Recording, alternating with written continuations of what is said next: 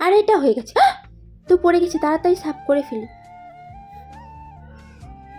আজকে দেখবো শয়তানকে হারিয়ে কে কে আল্লাহকে ভালোবাসে। যারা আল্লাহকে ভালোবাসে তারা ভিডিওতে একটি লাইক আর চ্যানেলটি সাবস্ক্রাইব করে দিবেন। শয়তানকে ভালোবেসে থাকলে কিছুই করতে হবে না।